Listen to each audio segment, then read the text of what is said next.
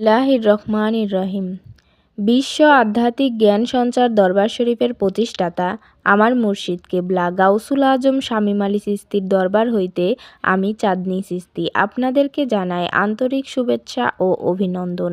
আমার লক্ষ্য আমার মুর্শিদ কেবলা গাউসুল আজম শামীম আলী চিশতীর লেখা গ্রন্থ থেকে আজকে কিছু তত্ত্বকথা আলোচনা করিব। সবাই ধৈর্য ও মনোযোগ সহকারে আমার এই আলোচনাটি শুনিবেন। মানুষ মৃত্যুর পরে মুনকির নেকির এসে সলজব নিবে। আবার একটি কথা বলা হয়েছে, যে মানুষ পৃথিবীতে থাকতেই মুনকির ও নেকির তাদেরকে বা মৃত মানুষদেরকে বা পৃথিবীর মানুষদেরকে সলজব করে। মুনকির এবং নেকির একটি বিষয় হলো, দেখুন, মুনকির নেকির এখানে কিন্তু দুইটা ফেরেশতা, মুনকির নেকির। তাহলে একটা নেকের ভাগে আছে আর মুনকির তা আপনার মনের ভাগে আছে। তো এখন কথাটি হলো, নেকের ভাগে থেকে সে নেক আমলগুলো লিখতে থাকে, যে মনের ভাগে থাকে মুনকির বা মনের কন্ট্রোলে থাকে বা মনকে সে এমন দিকে চালাতে চায়, তখন দেখা যায় আপনার ভিতরের যে মন, এই মন কিন্তু স্থির নয়। সে কিন্তু 6 রিপুর তালে 10 ইন্দ্রিয়র তালে ফাঁক পেলেই লাফাতে থাকে। এখন মূল বিষয়টি কি দেখুন, যে নেকির সে আশায় থাকে, সে সারাদিনে যে নেকের কাজ করবে এবং সেই নেকের কাজগুলো সে খাতায় তুলবে। এবং মুনকির, তার মনের অবস্থা তখনই ঠিক থাকে, সেই মানুষটি যদি কোনো অলি আউলিয়ার কোনো মুর্শিদ ধরে, তারা যদি আল্লাহর সাধনা করে, তাহলে তার মনটা স্থির থাকে। 10 ইন্দ্রিয় 6 লতিফা স্থির থাকে। এই ফাঁকে মনকে তারা খারাপ কুদৃষ্টি বা খায়েশ কুমন্ত্রণা দিতে পারে না। তখন সাধনের গতিতে দেহ, মন এবং দেখা গেছে 10 ইন্দ্রিয় 6 রিপু কন্ট্রোলে থাকে। তাই আজকের যে কথাটি বলবো, মানুষ কিন্তু বলে থাকে, মানুষ যখন মৃত্যুবরণ করে, কবরে যখন রাখা হয়, তখন সেই কবরের মধ্যে গিয়ে মুনকির নেকির জলসব করে। দিন কি তোমার, রবকে তোমার, ধর্ম কি? তাহলে এই যে একটা বিষয়, এটা হলো শরীয়তের ভাগ। কবরে জিজ্ঞাসা করবে, আসলে কবর থেকে 41 দিন পর খুলে দেখবে মানুষটি একদম পচে গলে গেছে, একদম শেষ। বা 3 দিন পরে গিয়ে দেখবেন যেরকম সেরকমই শুয়ে আছে। তাহলে যে কথাটি বলা হলো যে মুনকির নেকির তাদেরকে উঠাবে, উঠিয়ে তার মধ্যে পান সঞ্চার করবে, এরপর তাকে জিজ্ঞাসাবাদ করবে।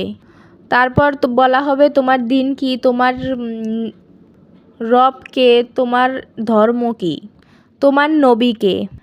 আচ্ছা, এখন আমার যে কথাটি হলো, কবরের মধ্যে জলছপ করা হবে। কবর মাটির তৈরি, কবর 3.5 হাত।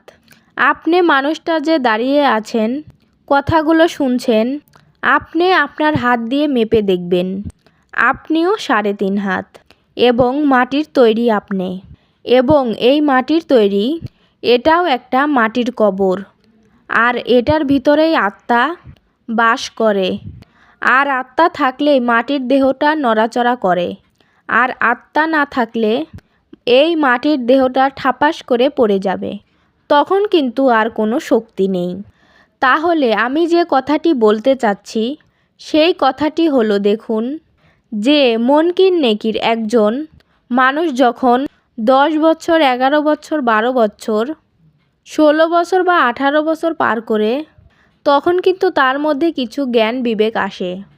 তার মধ্যে ভালো চিন্তা ভাবনাও আসতে পারে। তার মধ্যে আল্লাহর পথের পথিক হিসেবেও মনে আসতে পারে। তার মধ্যে আবার কোনো নারীর প্রেমের, কাম প্রেমের মধ্যে সে নিয়োজিত হতে পারে বা সন্ত্রাসের দিকে সে নিয়োজিত হতে পারে। তাহলে বোঝা গেল, যখন একজন মানুষ 18 বছর ক্রস করতে থাকে, তখন ওই সময়ে সেই মানুষটি হতে পারে সন্ত্রাস বা হতে পারে কোনো খারাপ মানুষ বা কারোর সাথে যুক্ত হয়ে সে আপথে কুপথে টাকা পয়সা নষ্ট করছে। সে খারাপ পথের টাকা পয়সা উপার্জন করে বাড়িঘর করবে। তাহলে বোঝা গেল তার মধ্যে মন ছিল। সেই মন তাকে বলতেছে, শোনো, তুমি টাকা রোজগার করতে যাইয়া যা করা লাগে তাই করো। টাকা যখন হবে তখন তুমি সুখে থাকবে। এরকম কোনো জ্ঞান যখন তাকে দিয়ে দিল, তখন মনের কথায় এই জিদ চলতে থাকে। যখন এই মনের কথায় চলতে থাকে, নেকির আর নেক লিখতে পারে না, খারাপটাই লিখতে হয়, ভালোটা আর লিখতে পারে না। এবং এই নেকির তখন আফসোস করে, হায় রে, খারাপ পথে গেলি। তাহলে এটাই হলো মূল বিষয়। মানুষের মানবদেহের মধ্যেই এই জিনিসগুলো চলে। তবে হে সমস্ত জগতবাসী, আজকে যে আলোচনাটি করলাম বা বুঝাতে চাইলাম সেটি হলো কি, মানুষ নিজের মধ্যেই মন, এই মনের কথায় যারা চলবে তারা কুপথে চলে যাবে। যারা জ্ঞান বিবেকের কথায় চলবে তারা জ্ঞান বিবেকের পথে চলবে। এবং নেকির তার খাতার মধ্যে আইনে যেহেতু আছে, তার ভালোটাও লিখতে হবে, তার খারাপটাও লিখতে হবে। তখন খারাপটাও লিখতে হয়, ভালোটাও লিখতে হয়। মনের গতিতে, মনের কথায় যারা চলবে তারাই ফাঁদে পড়ে যাবে। আর যারা জ্ঞান বিবেকের কথায় চলবে তারাই সুপথে থাকবে। তাই আজ এই কথাটুকু আমি এতটুকুই বলতে চাচ্ছি যে এই পৃথিবীতে আমরা এসেছি মনের কথায় চলবো না, জ্ঞান বিবেকের কথায় চলবো। এবং মনকির এবং নেকিরের দ্বারা মানুষের সাথেই আছে একজন মনে বাস করে, একজন এই দুইখানে দুইজন বসে এক একজন এক এক দিকে টানছে। তখন সেই মানুষটি মনের কথায় তার লোভনীয় জিনিস, সুন্দর নারী, সুন্দর বাড়ি, সুন্দর জিনিস, সুন্দর গাড়ি, তখন কিন্তু সে সেই দিকে ঝুঁকে পড়ে। আর যখন তার মধ্যে আল্লাহর দেওয়া, রাসূলের দেওয়া, মুর্শিদের দেওয়া সাধনাগুলো থাকে, তখন 6 রিপু দুর্বল থাকে, 10 ইন্দ্রিয় দুর্বল থাকে, তখন কিন্তু মনের কথায় সে আর কাজ করতে পারে না। তখন তারা নেকের কাজ করতে থাকে এবং নেকির সেই নেকগুলো লিখতে থাকে। হে সমস্ত জগতবাসী, আজকে আপনাদের সামনে যে আলোচনাটি করলাম সেই আলোচনাটি কেমন লাগলো? যদি ভালো লেগে থাকে অবশ্যই আমার এই চ্যানেলটি সাবস্ক্রাইব করে পাশে থাকবেন। সামনে আরও ভালো ভালো আলোচনা পেয়ে যাবেন। সর্বশেষ সকলের চরণে হাত রাখিয়া একটা কথাই বলতে চাই, আল্লাহ গোপনেরও গোপন। সেই গোপনকে পাইতে হলে অবশ্যই একজন কামেল মুর্শিদের কাছে যাইয়া বায়াত গ্রহণ করুন। বায়াত গ্রহণের মাধ্যমে আল্লাহকে লাভ করুন। সকলেই সুস্থ থাকবেন, ভালো থাকবেন। আল্লাহ হাফেজ।